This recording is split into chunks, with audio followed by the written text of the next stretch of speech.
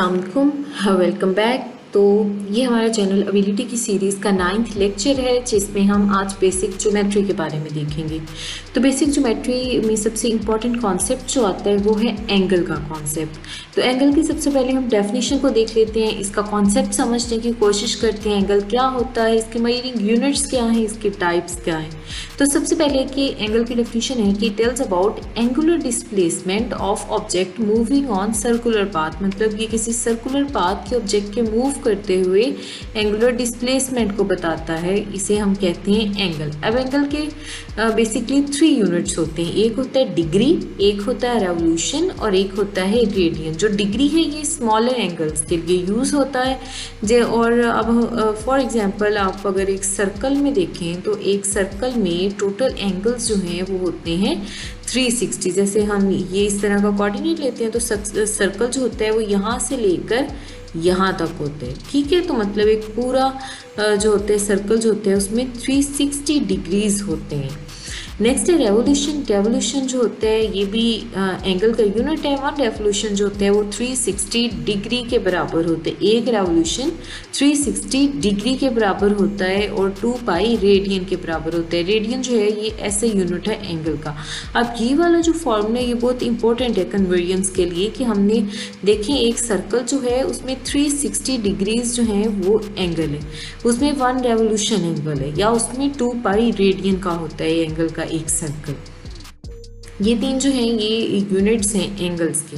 आगे देखते हैं टाइप्स ऑफ एंगल्स। तो सबसे पहले है एक्यूट एंगल। एक्यूट एंगल वो होता है जो 90 से छोटा होगा। जैसे ये यहाँ से लेकर यहाँ तक जितने भी एंगल होंगे ना तो वो क्या होंगे, एक्यूट एंगल्स होंगे। यानी कि वो एंगल जो है वो 60 हो सकते हैं, वो एंगल 20 हो सकता है, वो एंगल 30 हो सकते हैं। ये वाले सारे एंगल्स जो 90 से छोटे होंगे उन्हें हम कहेंगे एक्यूट एंगल। नेक्स्ट आते हैं ऑब्ट्यूज एंगल। ऑब्ट्यूज एंगल वो वाले एंगल जो कि 90 से तो बड़े हों लेकिन वो 180 से छोटी हों। यानी यहाँ से लेकर यहाँ तक सेकंड क्वाड्रेंट में 90 से तो बड़े हों लेकिन 180 से छोटे हों, तो ऐसे एंगल को हम कहते हैं कि वो ऑब्ट्यूज एंगल है। नेक्स्ट हमारे पास है रिफ्लेक्स एंगल। रिफ्लेक्स एंगल होता है जो 180 से तो बड़ा हो लेकिन 360 डिग्री से छोटा हो। यानी यहाँ से लेकर यहाँ तक जो होगा ना थर्ड और फोर्थ क्वाड्रेंट में जो एंगल्स होंगे 180 से लेकर 360 तक, तो उस एंगल को हम कहेंगे कि वो रिफ्लेक्स एंगल है।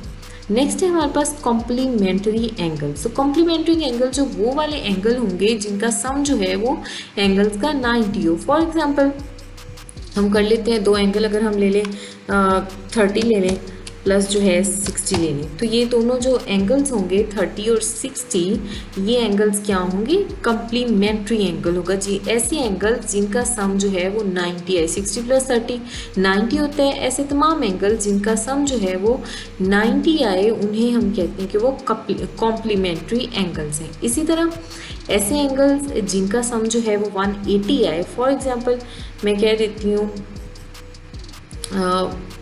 120 प्लस 60। तो 120 प्लस 60 सम करें क्या आते हैं, सम आते हैं हमारे पास 180। यानी कि ये दो जो होंगे इन दोनों को हम कहेंगे कि ये सप्लीमेंट्री एंगल्स हैं। ऐसे एंगल्स जिनका सम 180 डिग्री हो तो उन्हें हम सप्लीमेंट्री एंगल्स कहते हैं। तो ये था एंगल का छोटा सा कॉन्सेप्ट। अब हम ज्योमेट्रिकल शेप्स की तरफ चलते हैं कि ज्योमेट्रिकल शेप्स 1 बाय 1 हम डिस्कस करेंगे। सबसे पहले हम ट्रायंगल को डिस्कस करते हैं। आपको पता है ट्राई का मतलब होता है 3। तो ट्रायंगल जो होती है वो क्लोज्ड शेप होती है जिसमें 3 ही साइड्स होती हैं और 3 ही एंगल्स होते हैं। तो सबसे जैसे ये जो है ये हमारे पास एक ट्रायंगल बनी हुई है, ठीक है। अब हम ट्रायंगल की टाइप्स देखते हैं कि ट्रायंगल की कौन कौन सी टाइप्स हैं। तो सबसे पहली होती है राइट ट्रायंगल। राइट ट्रायंगल ऐसी ट्रायंगल जिसमें एक एंगल जो हो वो एग्जैक्टली 90 डिग्री का हो।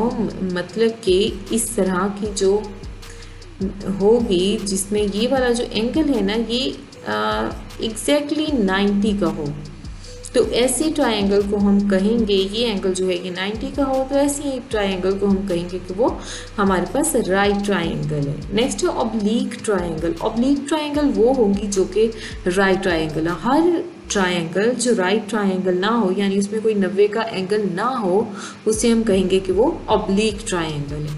नेक्स्ट है आइसोसेलेस ट्रायंगल। तो ऐसी ट्रायंगल जिसकी दो साइड्स इक्वल हों लेंथ में और उसके दो एंगल्स इक्वल हों, तो उसको हम कहते हैं आइसोसेलेस ट्रायंगल। इन सब की हम डायग्राम जो है, फिगर जो है वो यहाँ पे आगे देखेंगे।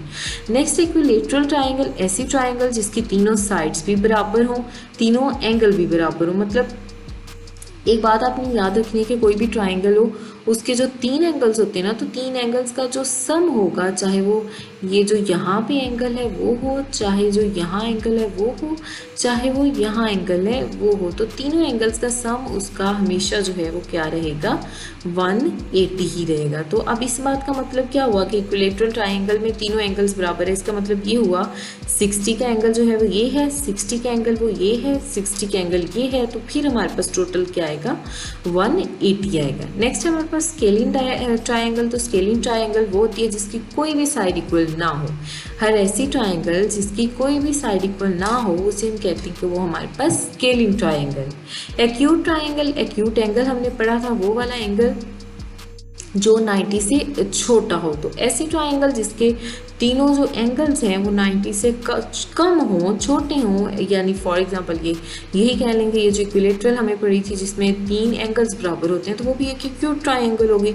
और ऑब्ट्यूज हमने पढ़ा था, ऑब्ट्यूज एंगल होता है जो 90 से बड़ा हो, 180 से छोटा हो। तो मतलब कि ऑब्ट्यूज ट्रायंगल वो होगी जिसमें एटलीस्ट एक जो एंगल है ना वो ऑब्ट्यूज हो। ऑब्ट्यूज मतलब कि एक एंगल जो है वो 90 से बड़ा होना चाहिए, और दो जाहिर सी बात है, अगर एक 90 होगा तो दो जो होंगे वो 90 से छोटे ही होंगे, क्योंकि हमने सम बनाना होता है 180। ये डायग्राम्स देखिए, इक्विलेटरल ट्रायंगल हमने पढ़ी थी जिसके तीनों साइड्स इक्वल हों, जिसके तीनों जो हैं वो एंगल्स इक्वल हों, तो ऐसी ट्रायंगल को हम कहते हैं कि वो इक्विलेटरल ट्रायंगल है।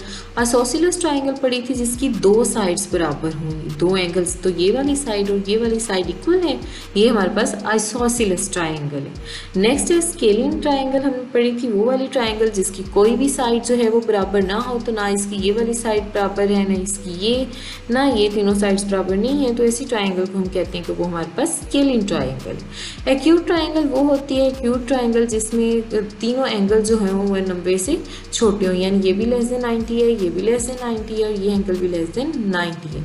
और राइट ट्रायंगल हमें पता है कि राइट ट्रायंगल वो होती है जिसमें एक एंगल जो है वो एग्जैक्टली 90 डिग्री का हो।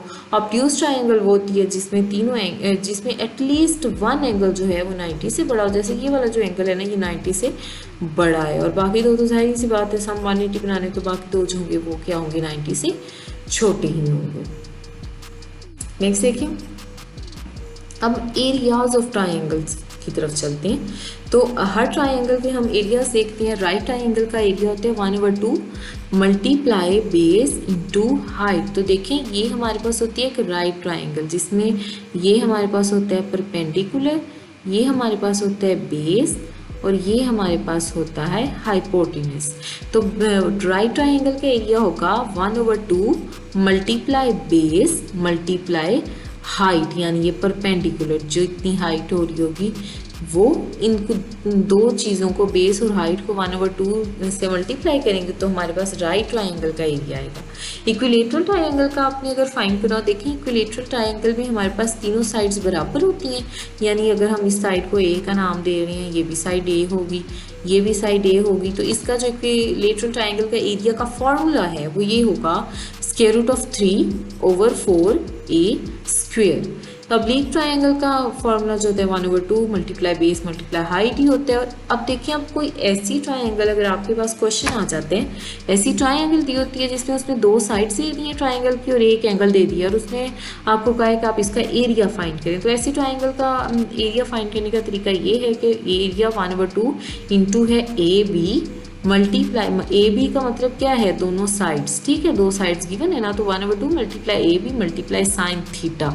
यहाँ पे थीटा जो है वो एंगल होगा जो हमें गिवन होगा। इस फार्मूले की मदद से हम उस ट्रायंगल का एरिया फाइंड करेंगे। अब अगर कोई ऐसी ट्रायंगल देते जाए जिसका वो कहते हैं कि तीन साइड्स गिवन है, एरिया फाइंड करें, तो उसके एरिया की फार्मूला होगा s × s - a S minus B, S minus C, A B C जो है वो तीनों साइड्स हैं ट्राइंगल की, जिसमें एस जो है वो हमारे पास इक्वल होगा A plus B plus C divided by 2 के। तो ये कुछ फार्मूलाज थे एरियाज ऑफ ट्राइंगल कैलकुलेट करने के लिए। अब हम नेक्स्ट ज्योमेट्रिकल शेप्स की तरफ चलते हैं, जो कि है रेक्टेंगल्स। अब रेक्टेंगल्स क्या होते हैं? जिसकी ऑपोजिट साइड जो हो ना वो लेंथ में एक दूसरे के इक्वल हो, पहली कंडीशन। ये देखें, ए जो है वो सी के इक्वल है और डी जो है वो बी के इक्वल है। दूसरी कंडीशन, इसका हर एंगल यानी कि 4 के 4 जो एंगल्स हैं वो सारे एंगल क्या हो? राइट एंगल्स हो, यानी कि 90 डिग्री के हो। तो 90 प्लस 90 प्लस 90 प्लस 90, तो इसका जो टोटल सम होता है एंगल्स का वो क्या होता है? 360 होता है। एरिया का फार्मूला ये है लेंथ क्रॉस विड्थ। ये हमें पता है कि ये जो होती है ना, ये होती है विड्थ यानी कि चौड़ाई, और ये जो होती है ये होती है लेंथ। तो दोनों को मल्टीप्लाई करने से हमारे पास रेक्टेंगल का एरिया आ जाता है। पेरीमीटर फाइंड करना है। पेरीमीटर याद रखना आपने, पेरीमीटर होता है सम ऑफ आउटर बाउंड्रीज। ठीक है, मतलब कि ये जो आउटर बाउंड्रीज जो ए साइड है, बी साइड है, सी साइड है और डी साइड है, तो इन चारों साइड्स को हमने जमा कर देने हैं, तो हमारे पास पेरीमीटर ऑफ रेक्टेंगल आ जाएगा। नेक्स्ट है हमारे पास स्क्वायर। ऐसी ज्योमेट्रिकल शेप जिसकी सारी की सारी साइड्स इक्वल हों और तमाम एंगल जो है वो 90 के हों। ये देखें, ये साइड जो है वो ये इस साइड के बराबर है, ये साइड इसके भी बराबर है, इसके भी बराबर है, चारों साइड्स बराबर है और हर एंगल जो है वो हमारे पास चारों के चारों एंगल क्या हैं? 90 डिग्री के हैं। तो ऐसे के जो क्लोज ज्योमेट्रिकल शेप को हम कहते हैं कि वो हमारे पास स्क्वायर है। स्क्वायर का जो फॉर्मूला होता है वो ए का स्क्वायर होता है। ठीक है, ए का स्क्वायर होता है। पेरीमीटर, अब देखिए आउटर सम ऑफ बाउंड्रीज हमें पता है पेरीमीटर, तो ए प्लस ए प्लस ए प्लस ए, तो ये आ गया हमारे पास 4a। अगली ज्योमेट्रिकल फिगर है हमारे पास सर्कल्स। तो सर्कल हमारे पास इस तरह की जो होती है वो एक ज्योमेट्रिकल शेप होती है, जिसका इसकी डेफिनेशन ये होती है कि एक ऐसा पॉइंट जिसका उस हम शेप का जिस मर्जी तक का डिस्टेंस लें, हमारे पास वो डिस्टेंस बराबर आना चाहिए, यानी कि रेडियस बराबर आना चाहिए। ऐसी क्लोज्ड शेप को हम कहते हैं कि वो हमारे पास सर्कल है। तो सर्कल का डायमीटर जो होता है वो होता है 2r, यानी कि r जो होता है हमें पता है r रेडियस होता है। नेक्स्ट हम इसके सारे कंपोनेंट्स देखते हैं। तो ये r जो है वो रेडियस होता है और पूरे का पूरा यानी रेडियस को डबल करो तो डायमीटर आ जाता है। सर्कमफेरेंस जो होता है वो होता है 2πr और एरिया होता है सर्कल का πr स्क्वायर। तो कंपोनेंट्स ऑफ सर्कल्स देख लेते हैं। जो उसके सेंटर से लेकर आउटर बाउंड्री तक का डिस्टेंस होता है उसे हम रेडियस कहते हैं। तो अगर हम उसमें से कोई एक रेडियस ये है, एक और रेडियस ड्रा कर लें, तो ये जो इतना हमारे पास होगा ना, इसी हिस्से को हम कहेंगे कि वो सेक्टर है। अगर कोई हम इस तरह पूरा कॉर्ड का ले लेते हैं किसी का, तो उसे हम कहेंगे कि वो सेगमेंट है। अगर हम सिर्फ कोई इस तरह, ये हमारे पास पूरा सर्कल है, तो सर्कल में से हम सिर्फ यहाँ से लेकर यहाँ तक ले लेते हैं, तो उसे हम आर्क कहेंगे। कोई ऐसी लाइन जो कि सर्कल को बाहर से टच कर रही हो उसे हम टेंजेंट कहेंगे, और ऐसी लाइन जो सर्कल को अंदर से काट के गुजर रही हो लेकिन वो मिड पॉइंट यानी सेंटर से ना गुजर रही हो उसे हम कोड कहेंगे। जो मिड से गुजर जाएगी और दोनों तरफ जा रही होगी, यानी कि इस तरह की जो होगी, जो ये सेंटर से लेकर ये यहाँ भी होगी और यहाँ भी, उसे हम डायमीटर बोलते हैं। और सर्कमफेरेंस जो होता है, जैसे पिछली शेप्स में हमने पढ़ा था perimeter outer sum of boundaries, तो यहाँ पे चूँकि कोई स्पेसिफाइड बाउंड्रीज नहीं होती तो उसे हम कहते हैं सर्कमफेरेंस, जो कि हमारे पास क्या होता है 2πr होता है। सिलेंडर जो होता है ये हमारे पास इस तरह की एक शेप होती है जिसमें ये दो जो हैं वो सर्कल्स के आले होते हैं। एक जो है इस तरह की हाइट सी हमारे पास होती है। तो एरिया देखिए, दो सर्कल्स हैं, सर्कल का एरिया क्या होता है πr square plus πr square. एक इस πr स्क्वायर इस सर्कल का, एक इस πr स्क्वायर का, और एक जो है वो ये हाइट वाला जो है 2πrh उसका। तो टोटल आ गया 2πr square plus 2πrh area of cylinder. और वॉल्यूम जो होता है वो πr square multiply h height को कहते हैं उसके बराबर होता है। अब स्फीयर जो है वो कोई स्फीयर होता सर्कल है, लेकिन आप इस एग्जाम्पल ले लें कि जो स्फीयर होता है वो अंदर से भी फिल्ड होता है, जबकि सर्कल एक हॉलो शक्ल होती है, जैसे बलून कह लें। वो जो होगा सर्कुलर फॉर्म में तो वो सर्कल होगी, लेकिन अगर आप गेंद देखें तो गेंद अंदर से भी फिल्ड होती है। अगर आप उसे तोड़ के देखें तो वो हमारे पास स्फेयर की एग्जांपल होती है। तो स्फेयर का जो फॉर्मूला होता है वॉल्यूम का वो होता है 4/3 पाई आर क्यूब। एरिया का फॉर्मूला होता है 4 पाई आर स्क्वायर, और कंपोनेंट्स के वही वाले होते हैं। दरमियान में एक सेंटर होता है, सेंटर से एंड तक रेडियस होता है, और अगर कोई लाइन जो कि दो बाउंड्रीज को टच कर रही हो उसे और सेंटर से गुजर रही हो उसे हम कहते हैं कि वो डायमीटर है।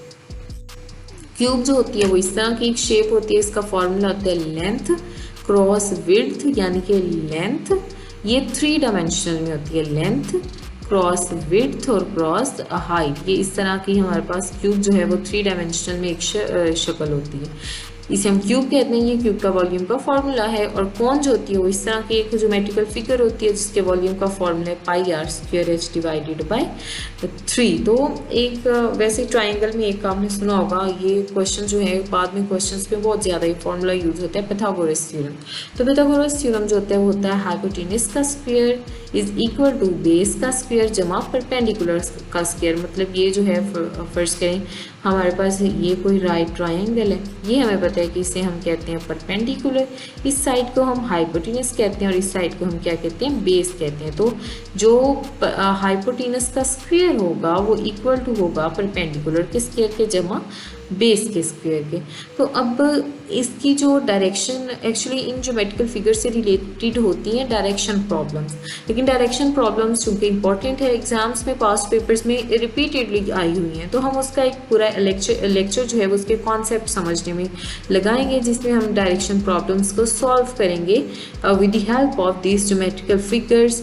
इसके अलावा अगर आपने ज्योमेट्रिकल फिगर्स को अपना स्ट्रॉन्ग बनाना है बेसिक ज्योमेट्री को, तो ये सारे फार्मूलाज जो हैं वो आपको गिवन है, सारे कॉन्सेप्ट्स गिवन है, तो आप कोई भी फार्मूला यूज़ करके इजीली जो है वो फाइंड कर सकते हैं। आप एक वैसे एग्जांपल देखते हैं पास्ट पेपर में आई हुई थी, वो देख लेते हैं कि how many tiles of 20 centimetre square will be required to have a footpath 1 metre wide carried around the outside of grassy plot of 24 meter long and 14 meter broad। Question को समझे, क्वेश्चन में वो कहते हैं कि कितनी टाइल्स 20 सेंटीमीटर स्क्वायर की चाहिए होंगी अगर हम 1 मीटर का फुटपाथ बनाना चाहते हैं किसी ग्रासी प्लॉट के बाहर, और उस ग्रासी प्लॉट की जो लेंथ है वो 24 मीटर और जो ब्रेड्थ है वो उसकी क्या है 14 मीटर है। अब सबसे पहले ये देखें, ये जो है ये वाली जो इनर ट्राइंगल है ना, ये हमारे पास है ग्रासी प्लॉट, ठीक है। ये हमारे पास जो है वो ग्रासी प्लॉट है, जो वैल्यूज़ हमें गिवन है, लेंथ की 24 गिवन है, इसकी जो है वो 14 गिवन है, वो हमने वैल्यूज़ लगानी है। आप देखिए नेक्स्ट है 1 metre wide footpath on each side, 1 metre इस तरफ 1 मीटर इस तरफ, तो ये 24 + 2 क्या आ गया 26। इसी तरह 20 जो ये रेक्टेंगल फॉर्म है तो अपोजिट में बराबर होंगे, तो 24 + 2 आ गया 26। इसी तरह 14 1 मीटर वाइड जो है वो फुटपाथ है, तो 1 + 1 क्या आ गया 16 आ गया।